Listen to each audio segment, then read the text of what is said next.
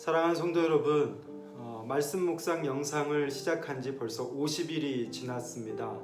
어제의 영상까지 바로 50회, 그리고 오늘이 51회 영상인데요.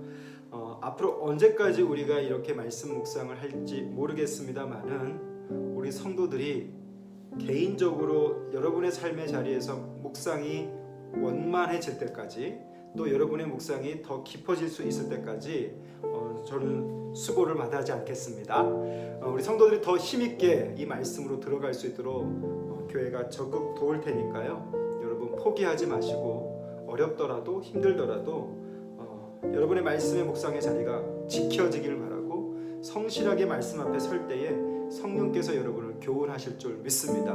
오늘 묵상의 이 자리에서도 성령께서 여러분에게 말씀하시는 귀한 은혜가 있기를 주님의 이름으로 축복합니다.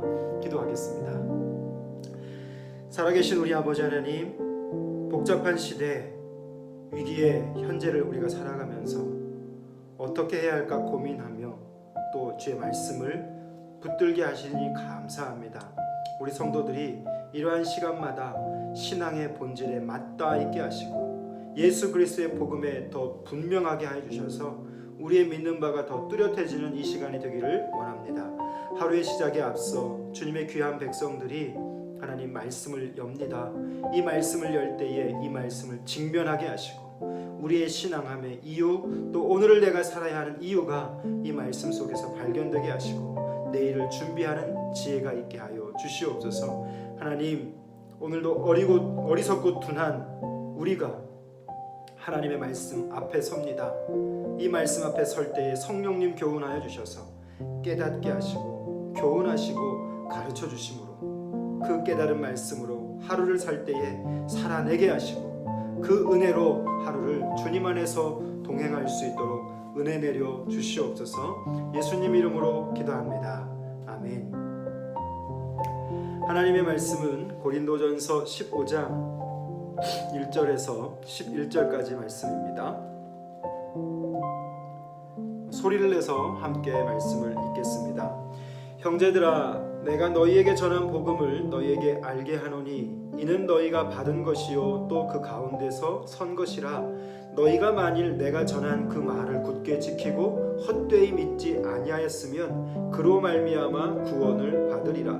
내가 받은 것을 먼저 너희에게 전하였노니 이는 성경대로 그리스도께서 우리 죄를 위하여 죽으시고 장사 지낸 바 되셨다가 성경대로 사흘 만에 다시 살아나사 게바에게 보이시고 후에 12 제자에게와 그 후에 500의 형제에게 일시에 보이셨나니 그 중에 지금까지 대다수는 살아있고 어떤 사람은 잠들었으며 그 후에 야고보에게 보이셨으며 그 후에 모든 사도에게와 맨 나중에 만삭되지 못하여 난 자 같은 내게도 보이셨느니라. 나는 사도 중에 가장 작은 자라.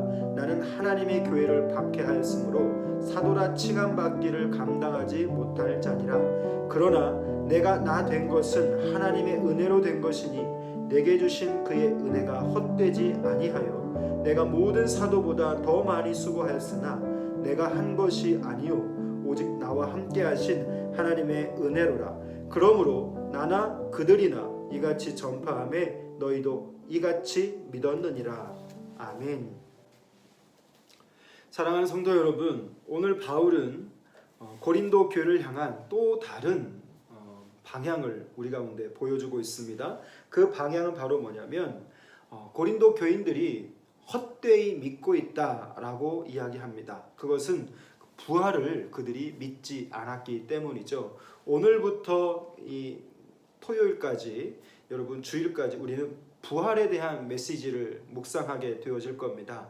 이 부활을 우리가 묵상하면서 여러분 묵상하며 주시는 유익이 있는데, 그게 바로 뭐냐면 나를 말씀 가운데 직면하게 한다는 거예요. 그래서 내가 지금 어떻게 믿고 있고 어떻게 그 믿음 안에서 살아가고 있는지를 늘 깨우쳐 주시는데, 여러분 이 한 주가 여러분 안에서 그런 의미 있는 말씀에 직면하는 시간이 될 수 있기를 바랍니다. 먼저 바울은 그 고린도 교회를 향해서 바울이 전한 복음을 굳게 지키지 않는 자들이 있음을 말하고 있고, 그리고 그들의 결국이 헛되이 믿지 아니하였음을 이야기합니다.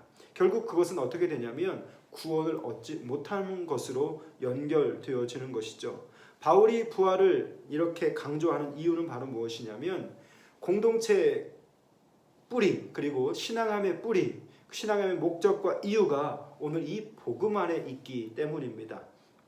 고린도 교회는 이 복음의 내용과 멀어져 있고 그 복음의 본질과 멀어져 있어서 그 공동체가 흔들림을 오늘 바울은 우리 가운데 보여주고 있는 것이죠. 사랑하는 성도 여러분, 구원함은 어떻게 가능할까요? 구원함을 얻는 믿음이란 무엇일까요? 그것은 복음을 붙들고 그 복음의 가치를 여전히 상실하지 않고 나의 현재에서 그리고 여전히 그 복음을 나타내는 삶, 그 삶이 헛되이 믿지 않는 삶인 줄 믿습니다. 오늘 우리의 묵상함의 자리에서 나의 신앙함이 헛되이 믿음인지 아니면 그 말을 굳게 지키고 헛되이 믿지 않는 자인지 구별해보는 이 시간이 되었으면 좋겠어요. 3절과 4절에 보면 복음에 대해서 바울은 설명합니다. 예수님은 우리 죄를 위해서 성경대로 죽으셨습니다. 장사되셨다는 것은 무엇입니까? 바로 확실하게 죽었다는 거죠. 그래서 장례를 치른 겁니다. 그런데 복음은 여기서 끝나는 것이 아니라 그리스도는 성경대로 다시 사셨습니다. 그것이 복음의 완성이죠. 그리고 예수님은 다시 오실 것입니다. 이것이 신앙의 본질이죠. 이것이 선명하게 있어야 그 자가 바로 이 복음의 증거자가 될 수 있는데 바울은요 오늘 5절부터 또 8절까지 무엇을 말하고 있냐면 복음을 온전히 경험하면 나타나는 전형적인 증상이 있어요. 그 복음을 증거하게 되어 있습니다. 그 복음을 나만 간직하는 것이 아니라 이 증인들을 세우셔서 오늘 역사적인 시간 속에 하나님은 끊임없이 누군가를 통해서 그 복음에 전해지도록 증인들을 세우셨다는 거죠. 다시 말하면 이 복음은요, 이 부활의 복음은 역사적인 사실임을 바울은 증거하고 있습니다. 그 가운데 표현을 한번 보면요, 게바에게 보이시고 누구에게 보이시고 끝까지 보이시다가 그 후에 모든 사도에게와 맨 나중에 만삭되지 못하여 난 바울 스스로에게도 보이셨다라고 이야기하고 있죠. 여러분, 바울이 전한 이 복음은요, 한국 땅에 있는 지금 저와 여러분에게도 전하여졌습니다.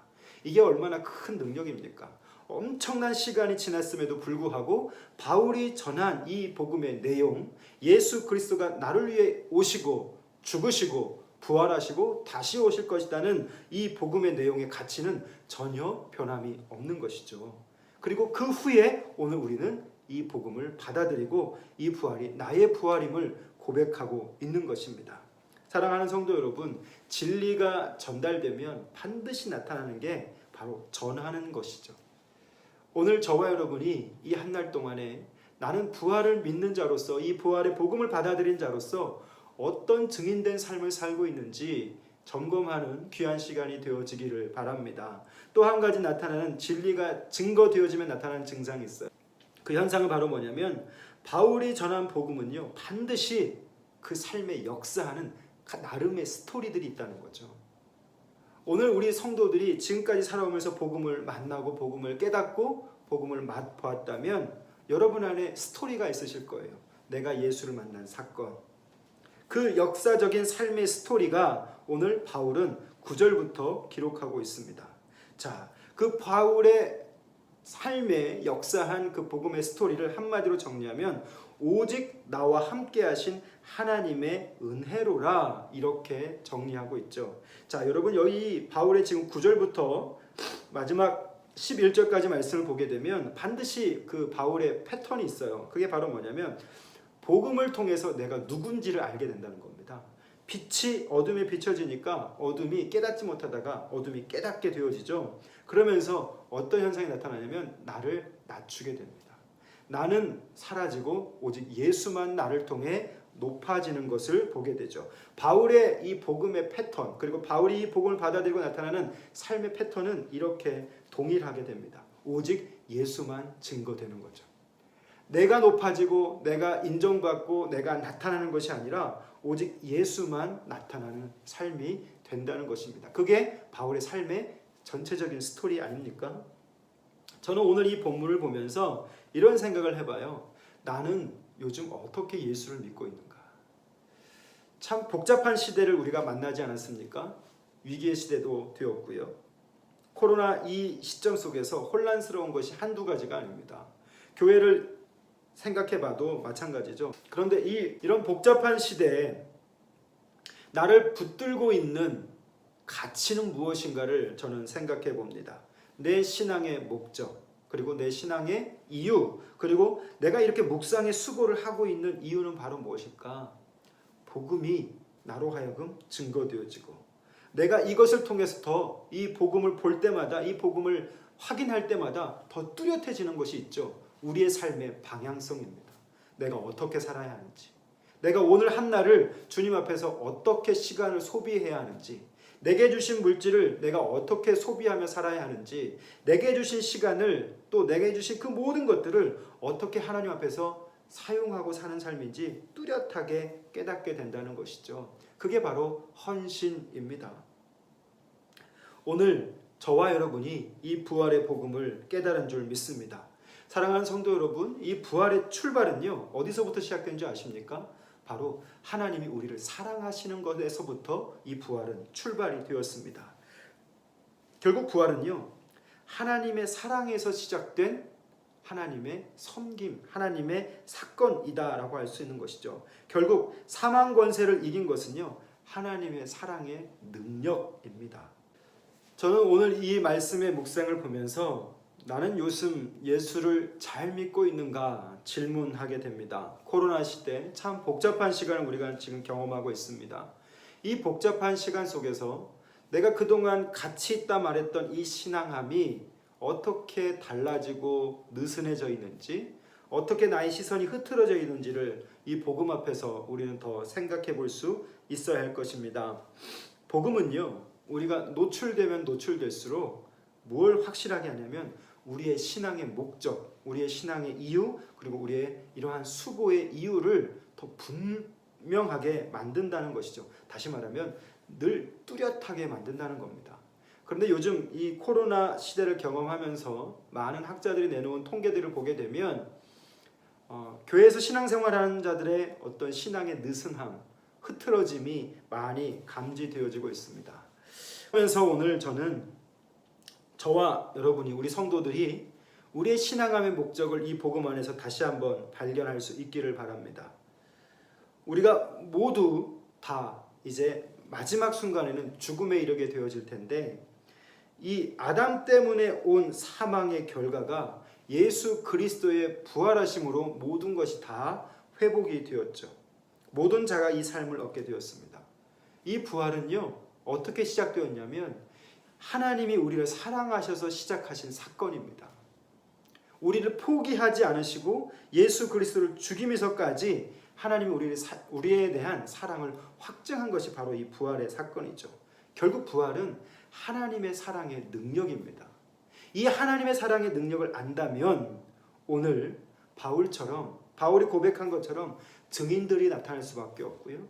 오늘 이 부활의 이 능력을 안다면, 이 사랑을 경험한 자들이라면 그들의 삶 안에 이 복음을 향한 간증, 그 스토리가 있다라고 하는 것입니다.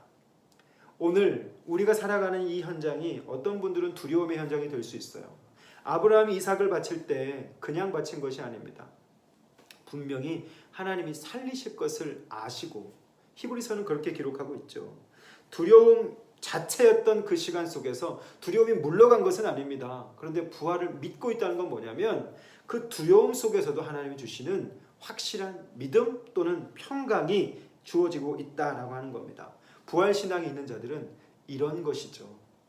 내가 두려울 수밖에 없는 현장에서 하나님은 내게 평강을 허락하십니다. 내가 흔들릴 수밖에 없는 자리에서 하나님은 나에게 이런 은혜를 주시는 겁니다.